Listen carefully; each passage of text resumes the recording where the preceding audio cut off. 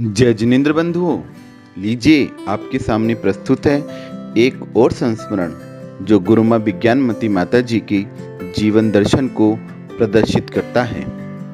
ये संस्मरण हम आरिका आदित्यमती माता जी की पुस्तक नाव के खिवैया से ले रहे हैं। प्रसंग श्री रामपुर वर्षा योग का है। उस समय पूरे महाराष्ट्र में मच्छरों के प्रकोप से चिकुनगुनिया फैल रहा था। वर्षा योग के कुछ दिन पूर्व हम कोपर गांव में रुके थे। वहां पर एक व्यक्ति को इस रोग से भारी वेदना थी। वह न उठ सकता था न हिल सकता था, यहाँ तक कि करवट भी नहीं ले पा रहा था। ऐसी पीड़ा जब मैंने सुनी तब गुरु माँ से कहा, यहाँ पर इस प्रकार का रोग फैल रहा है, अपन यहाँ वर्षा योग नहीं करेंगे। यद्यपि विसर्ग समिति की अनुकूलता भी नहीं थी, सो पूज्य आरिका श्री का मन भी नहीं था। मुझे यह सब जानकारी थी, फिर भी मेरे मन की कमजोरी ने ऐसा कह दिया। समय अनुसार वहाँ से विहार करके श्री रामपुर पहुँचे। वहाँ वर्षा योग होने की पूरी संभावना थी। मैं सोच रही थी अब हम सभी को यह संक्रामक रोग नहीं होगा, लेकिन क्षेत्र परिवर्तन करने से कर्म का उदय परिवर्तित नहीं हो सकता है। वो तो अपना रंग दिखाता ही है। वर्षा योग की स्थापना होते ही चिकुनगुनिया रोग ने संघ में प्रवेश पा लिया। एक रात में ही एक साथ 3 सदस्यों को जकड़ लिया। 3-4 दिन में तो लगातार सभी आरिकाओं को, बहनों को रोग ने ग्रस लिया।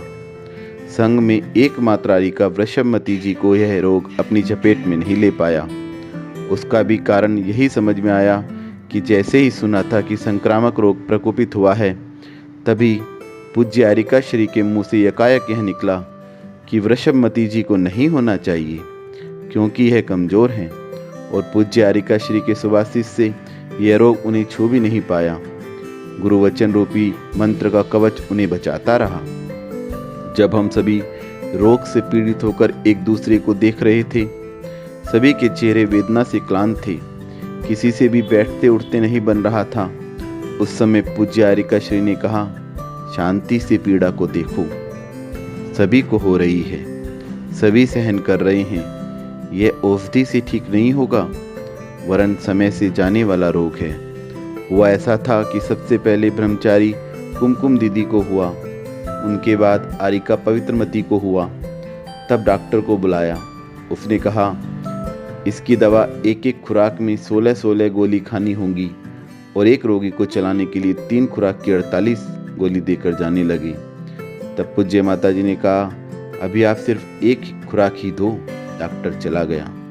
आहारचर्या का समय हुआ तो पहले नंबर आरिका पवित्रमती जी का आया, सो उनको 16 गोली चल गई और कुमकुम दीदी ने औषधि नहीं ली, यह सोचकर कि 3 दिन में अपने आप ठीक हो जाएगा। फिर भी तुम लोग कहो तो डॉक्टर को या वैद्य को बुलाएं। डॉक्टर आएगा और फिर वही कहेगा कि 1 खुराक में 16 गोली खा लो, 3 खुराक में 48 और अपन 10 जन हैं तो 500 गोली खा लेंगे। सुनकर सभी ने मना कर दिया। पुनः पूज्य आरिका श्री बोली, इसमें तो लंघन करो, यदि पूरा लंघन न कर पाओ तो पानी पी लो, दूध पी लो, मुनक्का खा लो, और अधिक कुछ लेना है तो अनार का रस ले लो। तो ठीक है, स्वयं ने भी 3 दिन का लंघन किया। यहाँ तक तो सब ठीक रहा।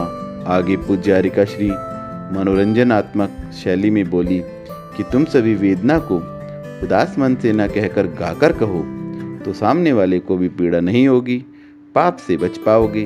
असाता का उदय आया है, पर हंसकर सहन करेंगे तो पुनः असाता नहीं बंधेगी। अच्छा है यदि इस प्रकार कहो कि मेरा पैर दुखता है, मुझे कोई बाहर ले चलो, मंदिर ले चलो, और मुझे करवट बदलवा दो, मंदिर के दर्शन करवा दो।